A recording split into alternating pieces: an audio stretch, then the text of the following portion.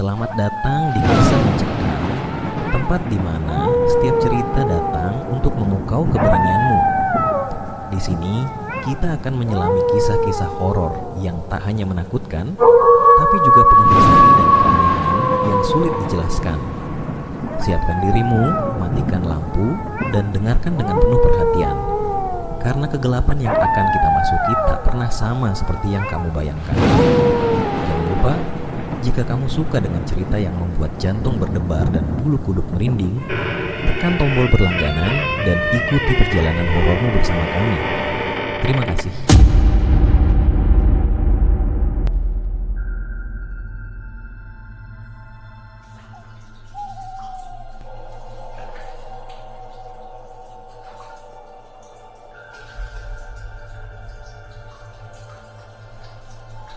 Di sebuah desa kecil bernama Sukamaju yang terletak di tepian hutan lebat, cerita tentang babi ngepet telah menjadi bisik-bisik yang menghantui warga.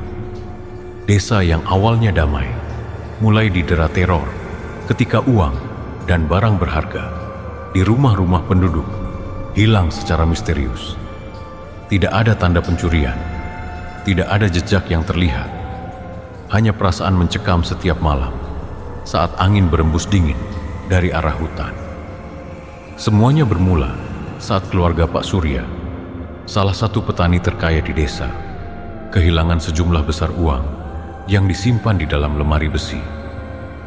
Anehnya, pintu rumah terkunci rapat dan tidak ada yang masuk. Setelah kejadian itu, berita tentang hilangnya barang berharga dengan cara serupa menyebar cepat ke rumah-rumah lain di desa. Orang-orang mulai mengaitkan kejadian ini dengan legenda babi ngepet, makhluk gaib yang konon merupakan perwujudan manusia yang menggunakan ilmu hitam untuk mencuri harta orang lain. Cerita ini menjadi semakin nyata ketika warga mulai melihat sosok babi besar berkeliaran di malam hari di sekitar rumah-rumah yang kehilangan barang. Malam itu, Andi, seorang pemuda pemberani, memutuskan untuk mencari tahu kebenaran. Bersama beberapa temannya, ia mengintai di pinggir hutan, tempat yang konon menjadi sarang babi ngepet. Dari balik semak, mereka melihat sekelompok orang dengan jubah hitam mengelilingi api unggun. Di tengah lingkaran itu, ada seekor babi besar yang tampak berbeda. Matanya merah menyala seperti bara. Tubuhnya gemetar, seperti sedang menahan sesuatu. Orang-orang dengan jubah hitam itu melantunkan mantra dalam bahasa yang tidak mereka pahami. Salah seorang dari mereka membawa lilin besar dan menggambar simbol-simbol aneh di tanah. Suasana terasa semakin berat. Udara di sekitar mereka menjadi dingin, dan suara hutan mendadak hening. Ketika ritual hampir selesai, babi itu mendadak mengeluarkan suara mengerikan, seperti campuran antara tangisan manusia dan dengusan babi. Andi yang menyaksikan itu merasa lututnya lemas, tetapi ia mencoba untuk tetap tenang. Ia menyadari bahwa babi itu sebenarnya adalah manusia yang sedang menjalani ritual babi ngepet. Beberapa malam kemudian, desa dikejutkan oleh jeritan dari rumah Pak Ali, seorang warga yang dikenal sederhana. Ketika warga berkumpul, mereka menemukan Pak Ali tewas dengan wajah ketakutan. Matanya terbuka lebar seperti melihat sesuatu yang mengerikan. Di dinding rumahnya ada bekas cakaran besar, seperti dari kuku seekor hewan liar. Warga yang ketakutan memutuskan untuk melakukan ronda setiap malam. Pada malam kelima, warga berhasil memergoki babi besar yang keluar dari arah hutan dan mengejar rumah-rumah tertentu. Babi itu berlari dengan kecepatan tidak wajar, menghilang begitu saja ketika sudut pandang tertutup. Dibantu oleh seorang dukun yang tinggal di desa sebelah, warga akhirnya menemukan lokasi ritual tersebut. Mereka menyerbu tempat itu dan menangkap beberapa pelaku. Salah satunya adalah Pak Surya, petani kaya yang awalnya menjadi korban pertama. Warga tidak menyangka Ternyata ia menggunakan ritual babi ngepet untuk mendapatkan harta. Tetapi ritual itu berbalik menyerang keluarganya sendiri. Sosok babi besar yang selama ini meneror warga juga ditemukan tewas di tengah ritual terakhir. Ketika tubuhnya diangkat, ia berubah kembali menjadi manusia, seorang anggota keluarganya sendiri yang telah dikutuk oleh kekuatan gelap. Meski desa Sukamaju kembali tenang, ada sesuatu yang aneh sejak kejadian itu. Setiap bulan purnama, beberapa warga mengaku mendengar suara aneh dari arah hutan, seperti dengusan babi dan bisikan samar. Pak Herman, salah satu warga yang sering meronda malam, bersumpah melihat sosok bayangan besar melintas cepat di tengah kebun. Bayangannya seperti babi, tapi matanya merah. Itu pasti arwah babi ngepet yang belum tenang, kata Pak Herman kepada warga lain. Kejadian itu semakin membuat warga takut. Tidak ada yang berani keluar rumah pada malam hari. Bahkan, beberapa keluarga memutuskan meninggalkan desa, takut jika kutukan itu akan terus menghantui mereka. Suatu malam, seorang anak bernama Dina menghilang. Dina terakhir terlihat bermain di halaman rumahnya saat senja. Ketika dicari, jejaknya hanya berhenti di dekat jalan setapak yang menuju hutan. Hal itu membuat warga panik. Mereka beramai-ramai masuk ke hutan dengan membawa obor dan senjata seadanya. Di tengah hutan, warga menemukan hal yang mengejutkan. Lingkaran ritual yang sebelumnya digunakan masih ada, namun kali ini terlihat lebih gelap dan menyeramkan. Ada bekas darah segar di tengah lingkaran, serta bau amis yang menusuk. Mereka juga menemukan mainan Dina yang tergeletak di dekat pohon besar. Warga langsung memanggil dukun yang dulu membantu mereka. Sang dukun mengatakan bahwa arwah babi ngepet telah marah karena ritualnya dihentikan dengan paksa, sehingga ia menculik Dina untuk melanjutkan persembahan. Dukun itu memimpin ritual besar untuk memanggil arwah babi ngepet. Dalam suasana yang mencekam, warga melihat bayangan hitam besar muncul di tengah lingkaran. Sosok itu menyerupai babi dengan mata merah menyala, tetapi juga terlihat seperti manusia yang merangkak. Sosok itu mengeluarkan suara serak, berbicara dalam bahasa yang tidak dimengerti.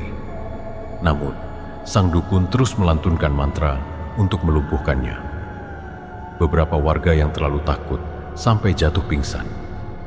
Akhirnya, suara jeritan keras terdengar dari arah lain. Dina ditemukan di dekat sungai, dalam kondisi tak sadarkan diri.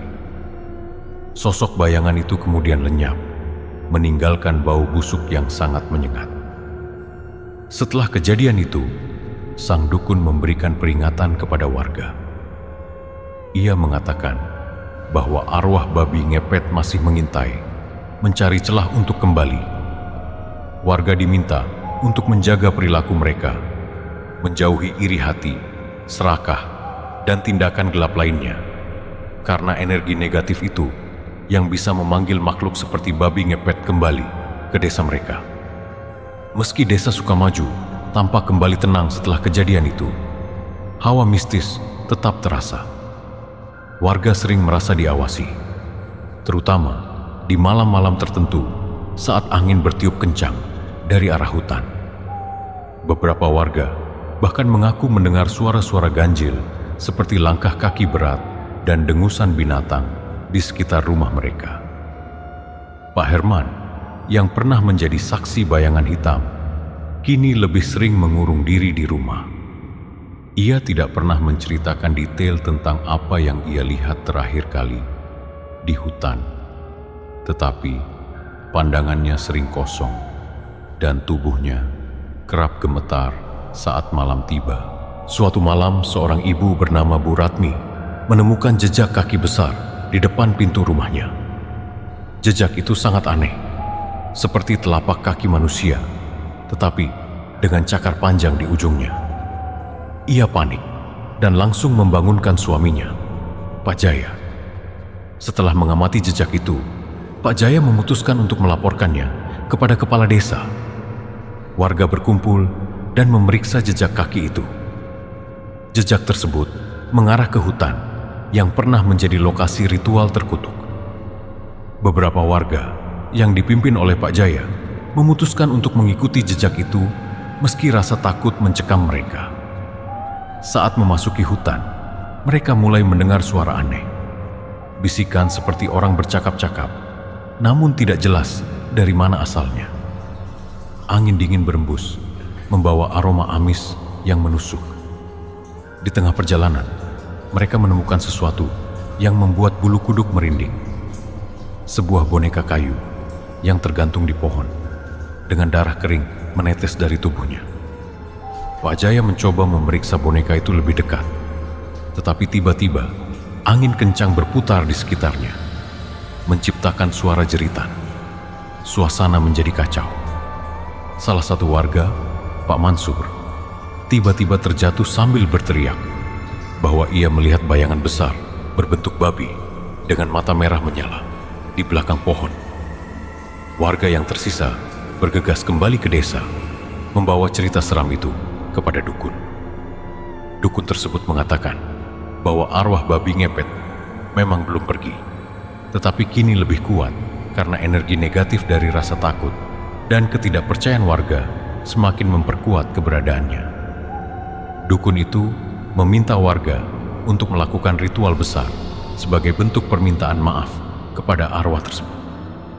Ritual itu melibatkan membakar dupa, menyiramkan air bunga di sekitar desa, dan menanam tumbuhan tertentu di tepi hutan sebagai penanda bahwa desa ini dilindungi.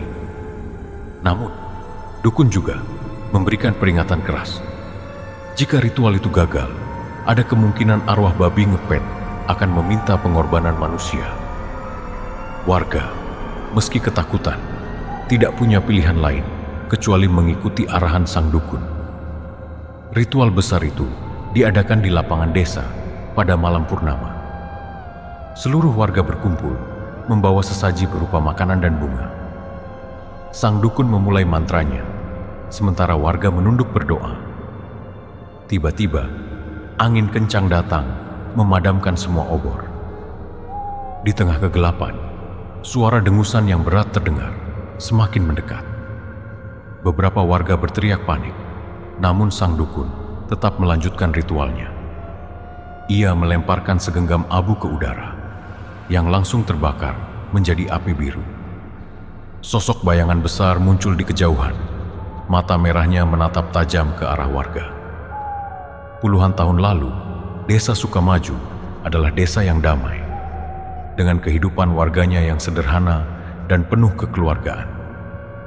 Namun, keadaan mulai berubah ketika kemarau panjang melanda. Sawah-sawah mengering, ternak banyak yang mati, dan hasil panen pun tidak mencukupi kebutuhan warga. Ketika kesulitan ekonomi menghantam, beberapa orang mulai mencari jalan pintas untuk bertahan hidup. Di ujung desa, tinggal seorang pria bernama Pak Wiryo. Ia dikenal sebagai orang yang pandai, tetapi juga misterius. Tidak banyak yang tahu bahwa Pak Wiryo sering menyendiri di malam hari, pergi ke hutan kecil di dekat desa dengan membawa benda-benda aneh seperti dupa, lilin, dan kain hitam. Orang-orang menganggapnya hanya seorang peramal, tetapi tidak ada yang berani bertanya terlalu jauh. Namun, desas-desus mulai tersebar ketika Pak Wiryo tiba-tiba menjadi kaya raya.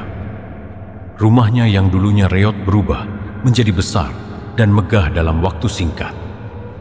Ia membeli tanah warga, membawa perhiasan emas yang berkilauan, dan sering mengadakan pesta besar di rumahnya.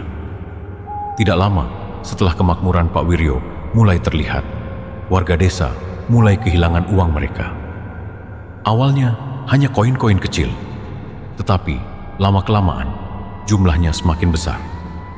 Beberapa warga bahkan mengaku bahwa uang yang mereka simpan di dalam lemari atau di bawah bantal hilang tanpa jejak, meski rumah mereka terkunci rapat. Pak Samin, salah satu warga, pernah bangun tengah malam dan melihat bayangan hitam melintas di halaman rumahnya. Ia mengira itu hanya binatang, tetapi keesokan harinya, seluruh uang hasil jualan gabahnya raib. Warga yang mulai resah akhirnya memutuskan untuk meminta bantuan kepada seorang dukun tua bernama Maksuri. Maksuri adalah dukun yang dihormati karena keahliannya membaca tanda-tanda gaib. Setelah mendengar keluhan warga, Maksuri melakukan ritual sederhana di rumahnya untuk memanggil jawaban. Maksuri terdiam lama setelah ritual selesai, lalu berkata, "Ada seseorang di desa ini yang telah memanggil kekuatan gelap. Ia menggunakan ilmu hitam untuk mencuri rezeki kalian." Ritual ini melibatkan makhluk yang dikenal sebagai babi ngepet. Mendengar itu, warga desa mulai curiga kepada Pak Wiryo. Mereka merasa ada yang tidak beres dengan kekayaannya yang datang begitu cepat. Malam itu, beberapa warga berani mengintai rumah Pak Wiryo. Mereka melihat sesuatu yang mencengangkan. Pak Wiryo bersama seorang wanita yang diduga istrinya mengenakan jubah hitam dan duduk di depan sebuah patung kecil berbentuk babi. Mereka melantunkan mantra sambil membakar dupa. Saat malam semakin larut, Pak Wiryo tiba-tiba menghilang dari rumahnya. Warga yang terus mengintai melihat seekor babi hitam besar keluar dari halaman rumahnya dan berlari menuju desa. Babi itu mengendus setiap rumah, masuk ke dalam celah-celah kecil, dan keluar dengan sesuatu yang tampak seperti kantong kecil berisi uang. Sejak malam itu, warga mulai waspada. Namun, babi ngepet terus berkeliaran setiap malam, mencuri uang dan membawa teror. Warga yang mencoba menghadang babi itu sering gagal karena bayangannya menghilang begitu saja. Akhirnya, Maksuri menyarankan warga untuk melakukan penjagaan ketat. Mereka diminta untuk membawa bambu kuning dan bara api sebagai pelindung. Namun, saat warga mencoba menghadang babi ngepet pada malam berikutnya, mereka dihadapkan pada fenomena aneh. Babi itu berubah menjadi bayangan hitam yang melesat ke arah hutan, meninggalkan aroma amis yang menusuk. Keesokan harinya, warga mengumpulkan keberanian untuk mendatangi Pak Wiryo. Namun, saat mereka sampai di rumahnya, Pak Wiryo sudah pergi, meninggalkan rumahnya dalam keadaan kosong. Di dalam rumah itu, mereka menemukan kain hitam, dupa, dan patung babi yang digunakan dalam ritual.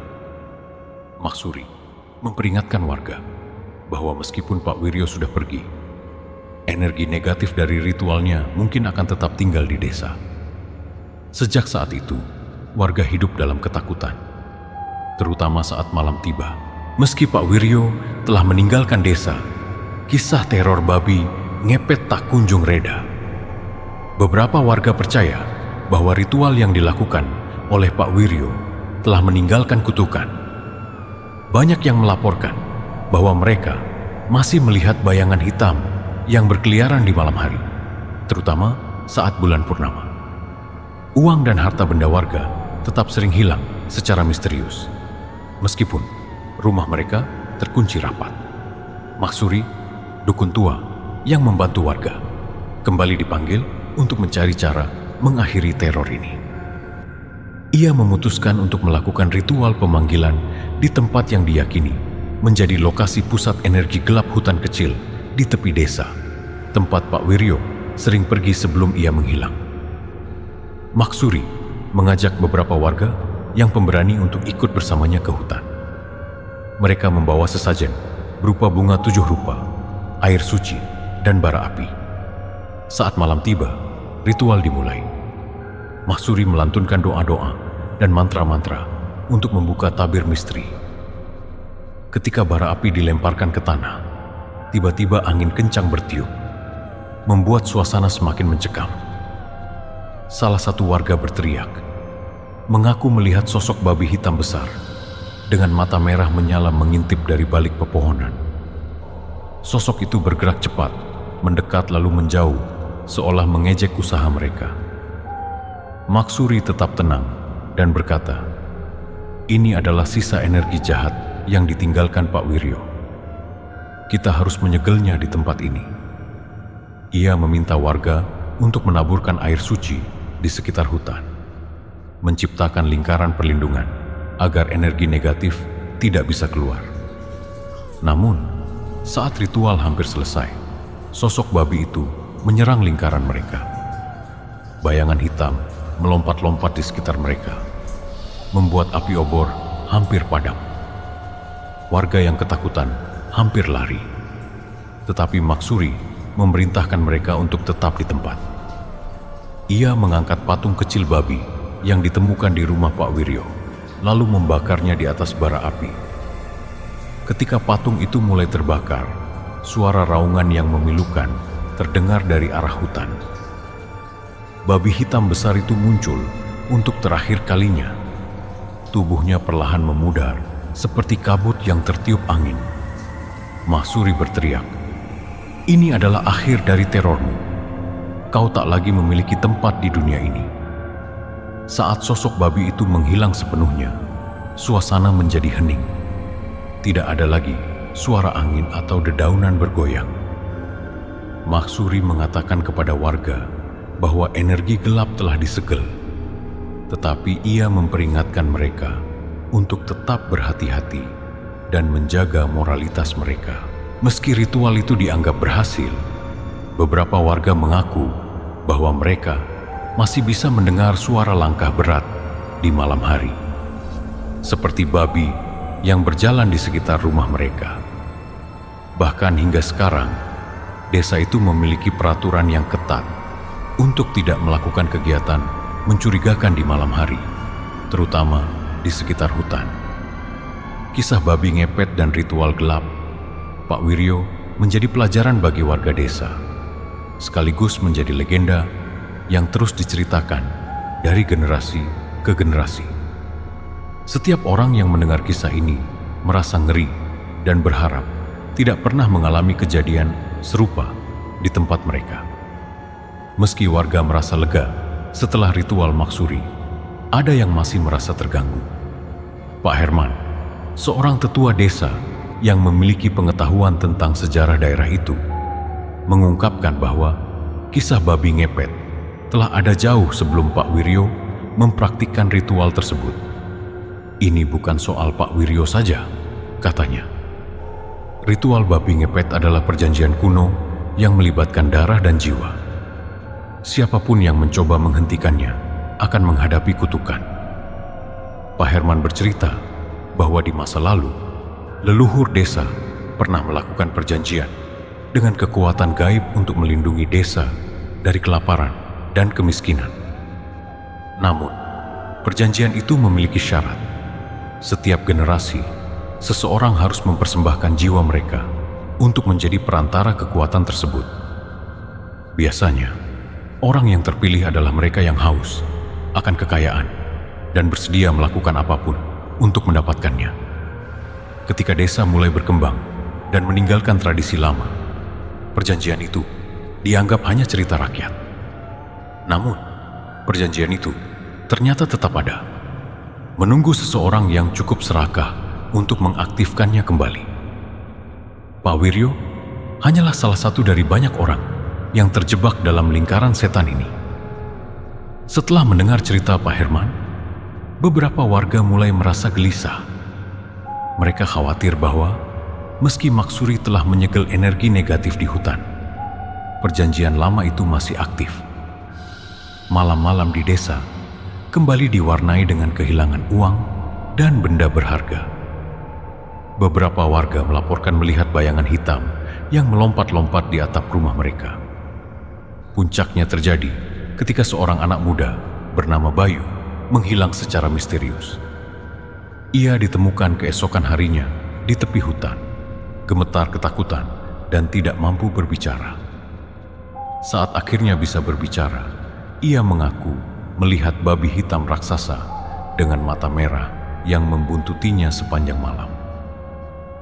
Ia berbisik di telinga saya, kata Bayu. Ia bilang bahwa perjanjian itu belum selesai.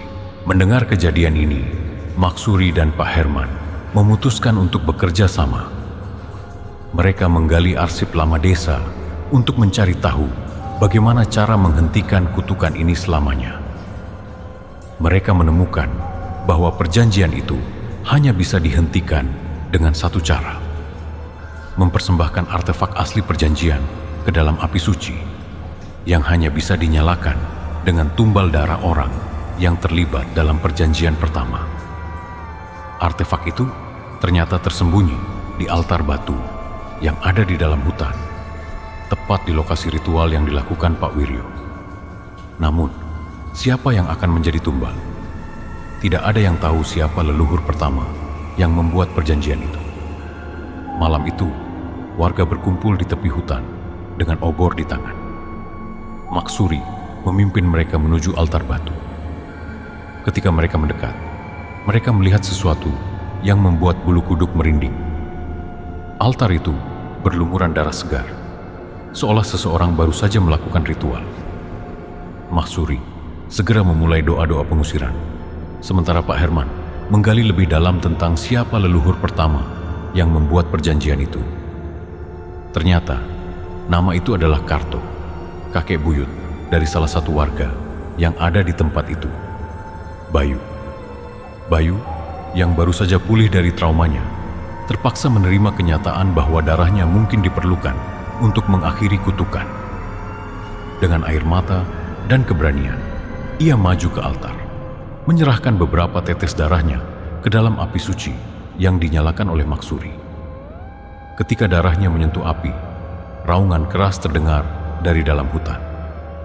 Sosok babi hitam besar muncul, melompat ke dalam lingkaran api, lalu menghilang dalam kilatan cahaya yang menyilaukan.